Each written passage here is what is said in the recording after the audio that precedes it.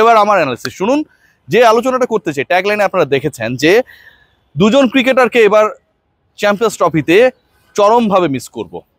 এই দুজন ক্রিকেটার বাংলাদেশের ক্রিকেট হিস্ট্রির ফাইনেস্ট ক্রিকেটারদের দুজন, সাকিব আল হাসান এবং লিটন কুমার দাস।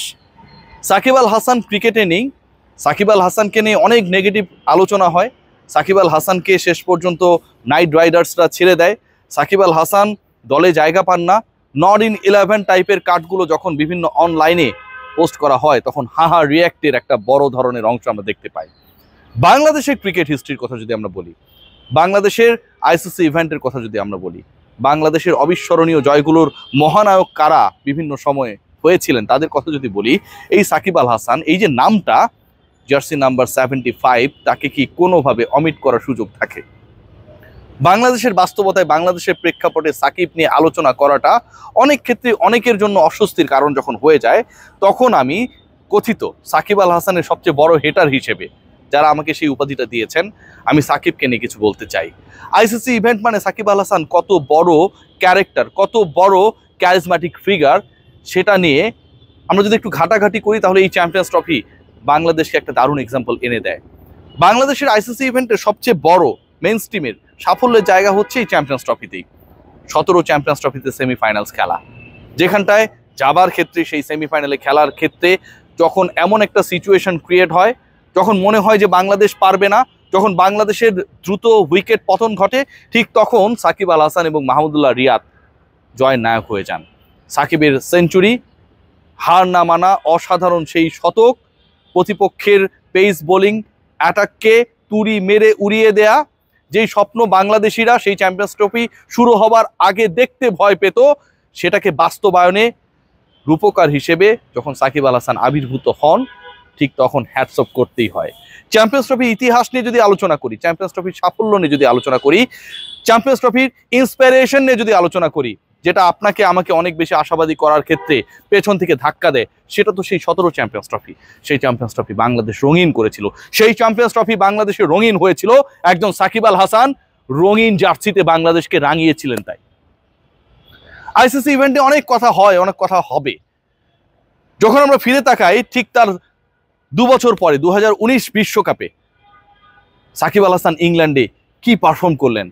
বিশ্বকাপে ক্রিকেট ইতিহাসের সর্বশ্রেষ্ঠ পারফরমেন্স যদি আমরা তালিকাবদ্ধ করার চেষ্টা করি, সাকিবের সেই 600+ রানস, সাকিবের সেই 10+ উইকেট সবার আগে চলে আসে।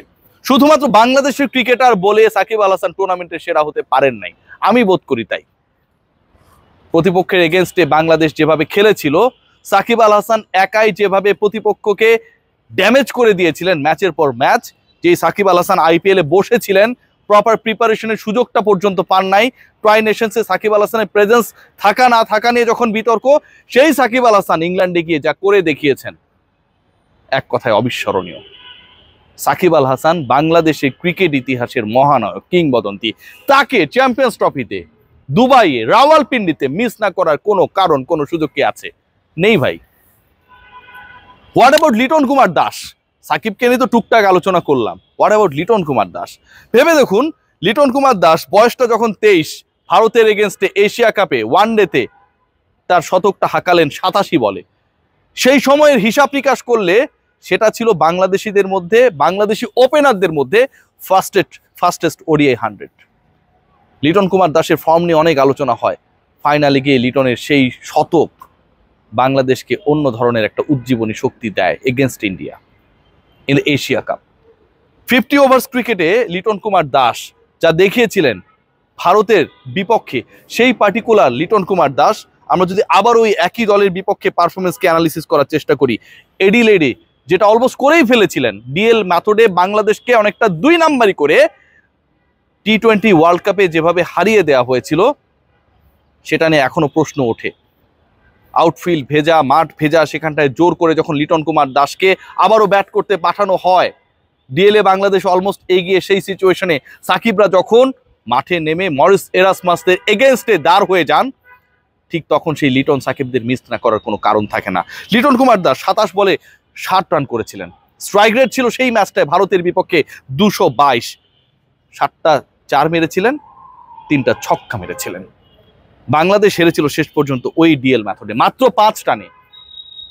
লিটন কুমার দাস পারেননি, কিন্তু ভারতকে যেভাবে বাংলাদেশ বুঝিয়েছিল, লিটন কুমার দাস যেভাবে তার ক্লাসকে আরো একবার বাংলাদেশের ঘরের বাইরে গিয়ে দেখিয়েছিলেন, সেটা কোনোভাবে আমার কাছে মনে হয় কোনো বক্তব্যে, কোনো আলোচনায়, কোনো কন্টেন্টের, কোনো শব্দের মাধ্যমে, কোনো বাক্যের মাধ্যমে এক্সপ্লেনেবল না।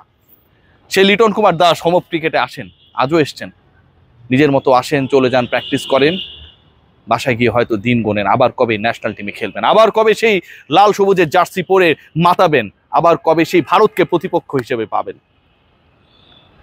এবারে চ্যাম্পিয়ন্স ট্রফিতে এই দুই ক্রিকেটারকে, এদের দুজনে আরো অনেক কীর্তি রয়েছে, আরো অনেক গল্প রয়েছে, আরো অনেক রূপকথার নায়কেরা, কিন্তু পার্টিকুলারলি আমি যেটা বললাম যে ভারতের এগেনস্টে match, champions trophy, ICC event, সেই আলোচনাগুলো যখন আসে না, তখন আপনাকে মিস করতেই হবে সাকিবকে, লিটনকে। লিটনের না থাকাটা আমার কাছে মনে হয় যে বাংলাদেশের জন্য বড় সেটব্যাক হতে পারে, আর সাকিবের না থাকা আনএক্সপ্লেনেবল। সাকিব আল হাসান যদি চ্যাম্পিয়ন্স ট্রফিতে থাকতেন, যেভাবে এটাকে ব্যাখ্যা করুক না কেন, বাংলাদেশের কনফিডেন্স লেভেলটা অন্য জায়গায় থাকতো। সব দিক থেকে খারাপ সময় যখন যায়, তখন এমনই হয়, বোলিং করতে পারছেন না, যে দলগুলো তাকে ধরে রেখেছিল তারা ছেড়ে দিচ্ছে, ন্যাশনাল টিমের বাইরে। সাকিব আল হাসানের এখন যেন ক্রিকেট খেলাটাই একটা সবচেয়ে বড় কঠিন কাজ হয়ে গেছে। ক্রিকেট যেন সাকিব আল হাসানের বন্ধু থেকে শত্রুতে পরিণত হয়েছে। কিন্তু Shakib Al Hasan, you have to understand যে আপনি বাংলাদেশি ক্রিকেটের সবচেয়ে বড় মহানায়ক। লিটন কুমার দাস, আপনি বাংলাদেশি ক্রিকেটের সবচেয়ে বড় প্রতিভাবান যে কজন ক্রিকেটার এসেছেন তাদের একজন। আপনাদেরকে ডেফিনেটলি কেউ মিস করুক আর না করুক, আমি আমার জায়গা থেকে মিস করবো। এবং আমার কাছে মনে হয় বাংলাদেশের সাফল্য ব্যর্থতা যাই হোক না কেন, এই দুইটা নামকে কোনোভাবেই অমিট করার সুযোগ নেই। একজন সাকিব আল হাসান, একজন লিটন কুমার দাস পুরো ম্যাচের সিনারিও বদলে দিতে পারে। আজকে এই চ্যাম্পিয়ন্স ট্রফিতে বাংলাদেশ যখন খেলছে, ঠিক তখন একটা জিনিস বলেই আমি শেষ করব, যেটাও সম্ভব হয়েছে পুরো বিশ্বের কাছে, বোদ্ধাদের কাছে সাকিব আল হাসানের বাজেভাবে গালি খাওয়ার ফলে।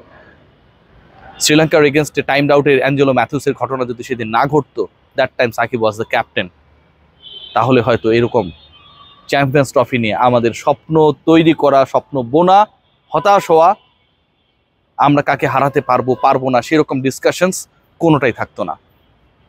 ওই পয়েন্টটা খুব দরকার ছিল। বাংলাদেশের র্যাঙ্কিংটাকে টপ 8-এ থাকার ক্ষেত্রে সাকিব আল হাসান তার বৈশ্বিক ইমেজকে পর্যন্ত স্যাক্রিফাইস করেছিলেন বিশ্বকাপে এগেইনস্ট শ্রীলঙ্কা, এবং টাইমড আউট ইতিহাসে প্রথমবার হয়েছিলেন অ্যাঞ্জেলো ম্যাথিউস, কারণ কারেজিয়াস ডিসিশনটা নিয়েছিলেন the then captain Shakib Al Hasan. You have to remember his name. Liton Kumar Das, Shakib Al হাসানের জন্য অনেক শুভকামনা। সবাই ভালো থাকবেন।